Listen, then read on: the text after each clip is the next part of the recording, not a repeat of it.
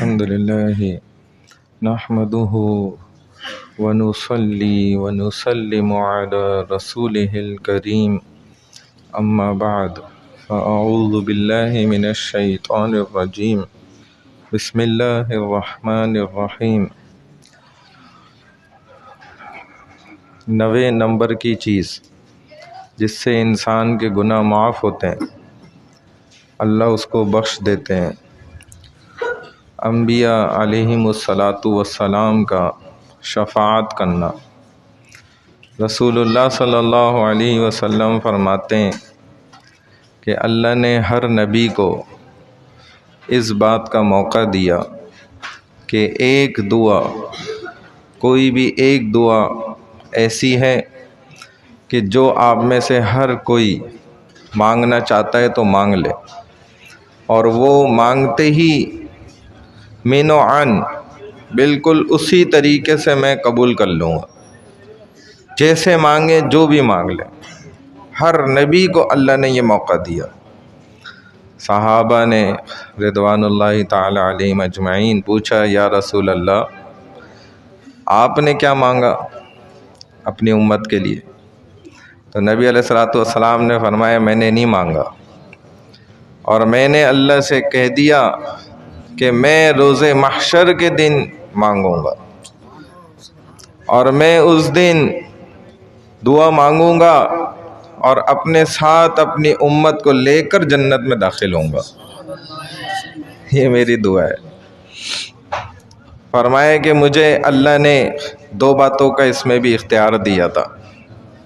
اللہ نے مجھے فرمایا، کہا کہ ایک اختیار آپ کو اس بات کا ہے کہ اگر آپ چاہیں تو ہم آپ کی آدھی امت کو جنت میں ڈال دیں گے، اور اگر آپ یہ اختیار چاہتے ہیں اس میں کہ ہم اس کا موقع آپ کو دے دیں کہ آپ خود شفاعت کر کے ان کی سفارش کر کے ان کو جنت میں داخل کریں، تو یہ آپ کی مرضی، آپ چن لیں آپ کیا چننا چاہتے ہیں۔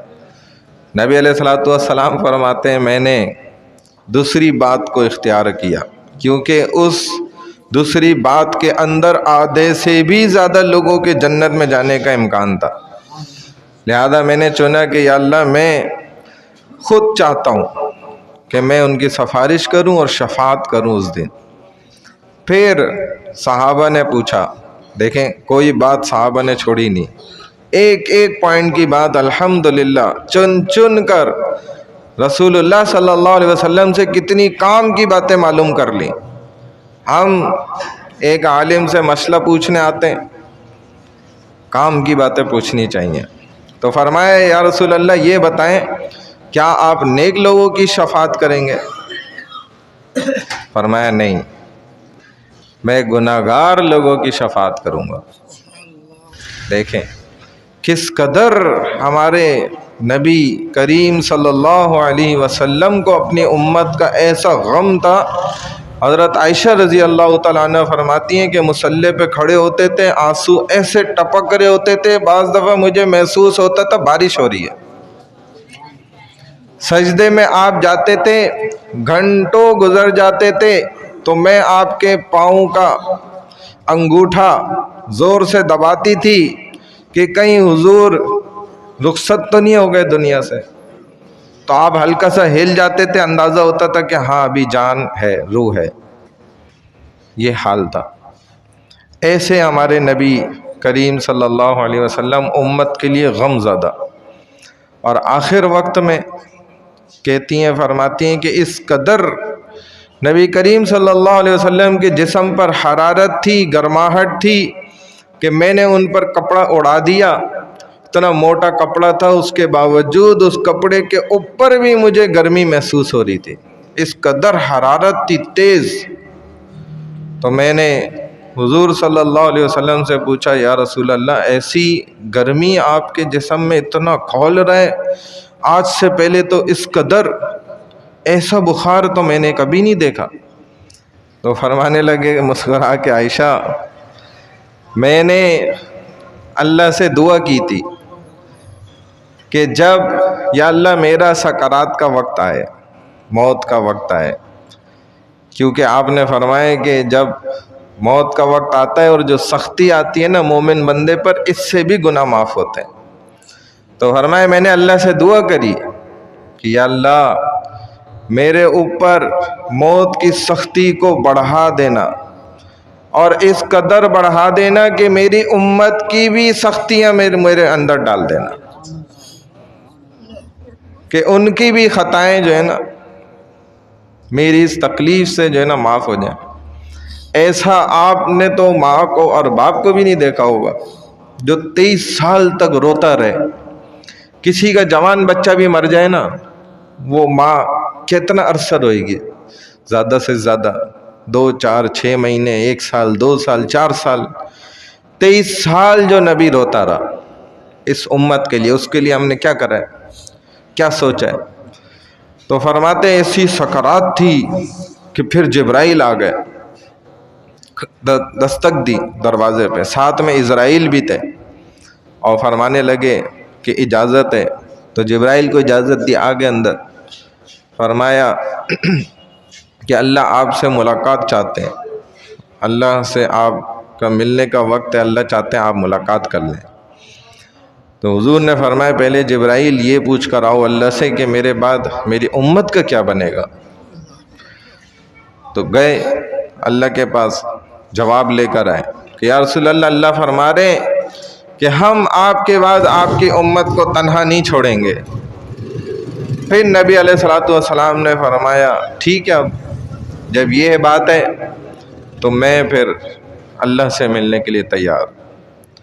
ایسے شفیق اور رحم دل، ایسے رونے والے اپنی امت کے لیے نبی،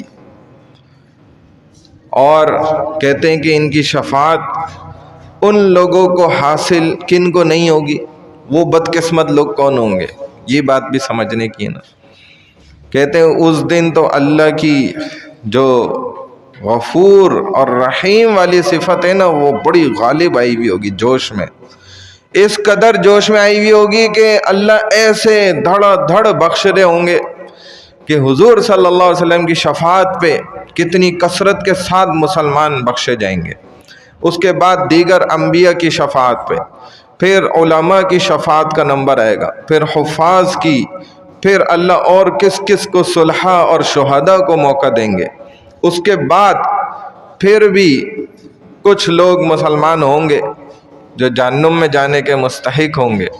پھر کہتے ہیں اللہ اپنے 3 لبوں سے نہ نکالے گا، جہنم میں جو جانے کا ہو چکا ہوگا فیصلہ، تو اللہ اپنے یعنی کہ لب میں ایسے لاکھوں لوگ آئیں گے، نکالتا جائے گا 3 دفعہ۔ اس میں بھی جو لوگ نکل جائیں گے وہ بھی بچ جائیں گے۔ اس کے بعد بھی جو رہ جائیں گے نا وہ جہنم کے نہ مستحق ہوں گے۔ پھر جب یہ بھی چلے جائیں گے جہنم میں تو اس کے بعد بھی اللہ ان کو بھی موقع دیں گے، ایسے چھوڑیں گے نہیں، کیونکہ وہاں تو چیخ و پکار کریں گے، کچھ زمانہ تو گزرے گا۔ تو اللہ ان کو پھر وہاں سے جب نکالیں گے نا تو اپنی رحمت پر نکالیں گے، اور ان کے ماتھے پہ ادھر اس کا لکھ بھی دیا جائے گا عربی میں ایک کلمہ کہ اللہ نے ان کو اپنی رحمت سے نکالا ہے، اور پھر ان کو ایک نہر کے اندر پانی میں نہلایا جائے گا جہاں سے ان کے بدن سے یہ کالک اور ہر چیز ہٹے گی، پھر ان کو جنت کے اندر ڈالا جائے گا۔ پھر جنتی ان کو تانا دیں گے کہ یہ دیکھو ہم تو ویسے مغفرت ہو کر آئے جنت میں، تم دیکھو اللہ کی رحمت سے آئے۔ پھر یہ سارے اکٹھے ہو کے اللہ سے دعا کریں گے، اللہ اس کو مٹا دیں، آپ نے اتنی مہربانی کی ہمارے اوپر، اس کو یہ ہمیں تانا دیتے ہیں لوگ۔ ایسی جہنم میں بھی اللہ نا اس طبقے پہ جو کفار کا ہوگا نا، جو بیچ میں دیوار ہوگی، اس کو ٹرانسپیرنٹ کر دیں گے، دکھ رہا ہوگا آس پاس۔ تو وہاں سے کافر لوگ ان کو دیکھ کر نا مسلمانوں کو کہیں گے کہ ارے تم لوگ تو کلمہ پڑھتے تھے، تم ادھر کیسے پہنچ گئے؟ ہم بھی آگ میں جل رہے ہیں، تم بھی جل رہے ہو۔ تو اللہ کو اس پہ بھی غیرت آئے گی کہ یہ میرے بندوں کو ایسے تانا دے رہے ہیں۔ وہ بھی کہیں گے یا اللہ یہ کافر لوگ ہمیں مسلمانیت کا، کلمے کا، اور تمہارا رب کدھر چلا گیا، اب نعوذ باللہ ان باتوں کا تانا دیتے ہیں۔ تو اللہ تو دیکھ رہے ہوں گے، تو اللہ اس پہ بھی غیرت کھائیں گے اور ان لوگوں کو بھی جہنم سے نکالیں گے۔ تو یہ دیکھیں نبیوں کی شفاعت کس کو حاصل نہیں ہوگی؟ یہ آخری بات رہ گئی، میں بتا دوں، وقت بہت ہو رہا ہے۔ نبی علیہ الصلوۃ والسلام کی شفاعت اس بدبخت کو حاصل نہیں ہو سکے گی کہ جو سنت سے اعراض کرتا ہے، جو سنت کو دیکھ کر برا مانتا ہے۔ جیسے کسی نے داڑھی رکھی، ایک تو شخص وہ ہے نا جو دیکھ کر کہے کہ بھائی یہ تو ماشاءاللہ بڑی اچھا عمل کیا، سنت عمل آپ نے کر لیا، رکھ لیا، بہت اچھی بات ہے۔ ایک وہ شخص ہے جو دیکھ کر کہے کہ یار یہ کیا تو نے حرکت کر لی، یہ تو نے کیا کر لیا، اپنے ساتھ ظلم۔ اس کو کبھی بھی شفاعت نہیں حاصل ہوگی، یہ محروم رہ جائے گا۔ یا اس نے داڑھی رکھی اور سنت کے خلاف انگریزوں کے طریقے سے یہ کٹ وہ کٹ فلانا یہ وہ، یہ بھی اس کی توہین اور بے ادبی ہے، اس کو بھی شفاعت نہیں حاصل ہوگی۔ اللہ ہماری حفاظت فرمائے، ہمیں عمل کرنے کی توفیق عطا فرمائے۔ سبحان اللہ و بحمدہ، سبحانک اللہم و بحمدک، نشہد ان لا الہ الا انت، نستغفرک و نتوب الیک، برحمتک یا ارحم الراحمین۔